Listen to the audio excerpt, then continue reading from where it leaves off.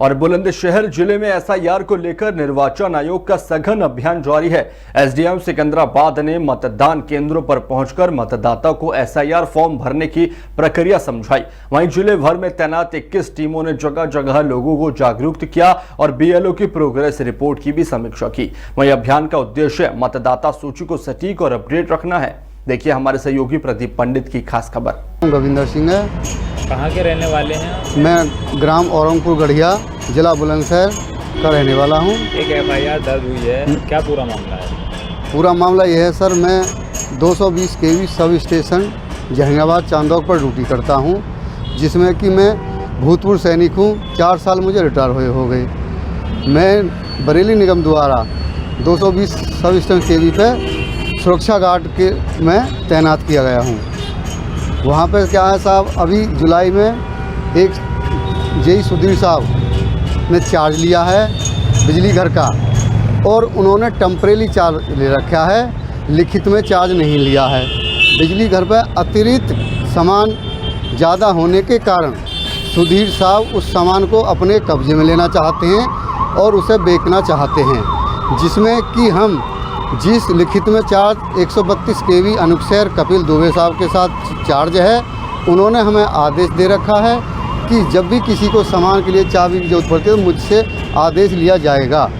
हम यही सुधीर साहब ने हमसे एक दिन चाबी मांगी, हमने मना कर दिया। साहब 132 केवी अनुपशहर साहब जेई साहब के साथ हम बात मालूम कर लें, आदेश ले लें चाबी के लिए और आपको दे देंगे। तो सुधीर साहब हम पर भड़क गए और कहने लगे कि आप मुझे जेई नहीं मानते। उसी के कारण मैं एक दिन 24 अक्टूबर 2025 को सुबह तकरीबन 8 बजे मैं गेट पर ड्यूटी दे रहा था। तभी सुधीर साहब अंदर बिजली घर से बाहर की तरफ जा रहे थे, जिसमें के साथ में थे 132 केवी विष्णु साहब जेई। मैं जैसे ही छोटा गेट खोल रहा था, उन्होंने विष्णु साहब के पीछे बाइक पर बैठे हुए थे उतर के मुझे माँ बहन की गाली दी और बोले तेरे 15,000 रुपये की औकात नहीं है, तू मेरे से मुँह जोड़ी करता है, मैं तुझे देखूँगा। उन्होंने बाइक से उतरकर मेरे 2 से 3 थप्पड़ मारे। तभी जेई विष्णु ने उतरकर मुझे बचाया और मेरे सहकर्मी देविंदर सिंह ने मुझे बचाया। जेई विष्णु ने कहा कि जेई साहब आपकी ये गलत बात है, आपको हाथ नहीं उठाना चाहिए था। और मुझे जेई सुधीर शर्मा मुझे जान से मारने की धमकी देकर चले गए। अधिकारियों से क्या गुहार लगाते हैं? मैंने अपने ये घटना की अपने बिजली विभाग के अधिकारियों से गुहार लगाई। उन्होंने कहा कि इस मामले की छानबीन कर लें और हम इसके खिलाफ कार्रवाई करने का मुझे आश्वासन दे रखा था। तब इस मामले की मेरे साथ मार पिटाई की, बिजली विभाग द्वारा कोई कार्रवाई नहीं हुई। फिर मैं दोबारा 22 नवंबर को अपने थाने में जाता हूँ। वहाँ मैंने सारी बात बताई कि जिन्होंने मुझे जो बिजली उच्च अधिकारियों ने मुझे आश्वासन दे रखा था, मेरी रिपोर्ट नहीं ली गई।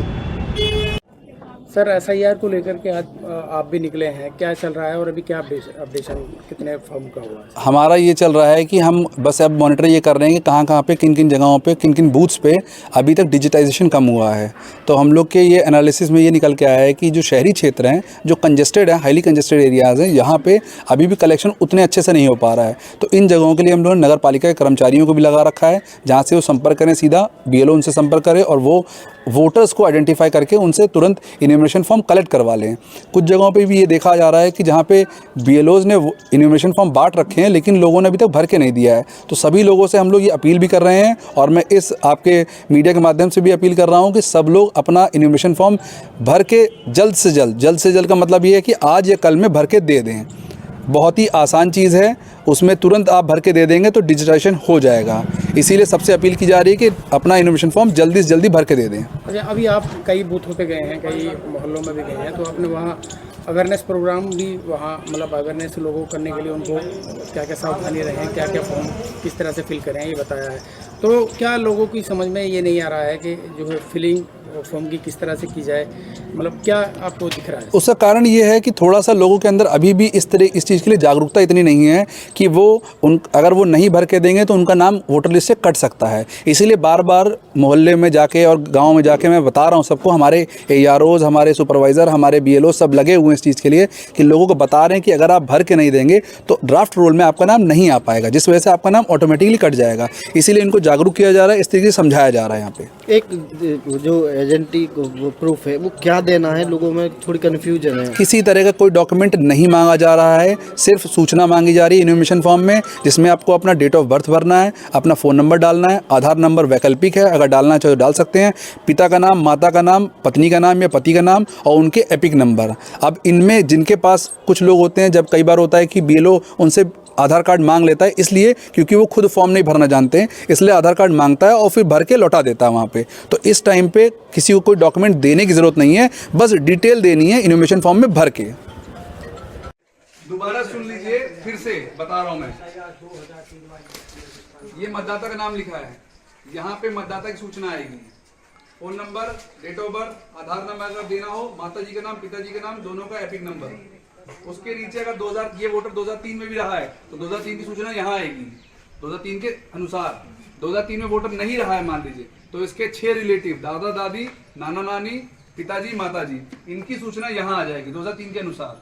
मान लीजिए ये दोनों सूचना नहीं है किसी के पास, ढूंढ लिया आपने, नहीं मिल पा रहा है, तो कोशिश कीजिए कि सिर्फ ये भर के तुरंत दे दीजिए अपने BLO को, ताकि कम से कम आपका फॉर्म डिजिटाइज हो जाए, लेकिन जल्दी।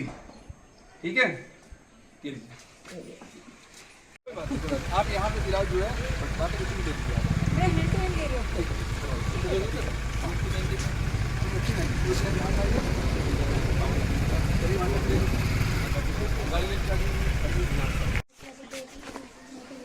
वोटर लिस्ट में सबके नाम है।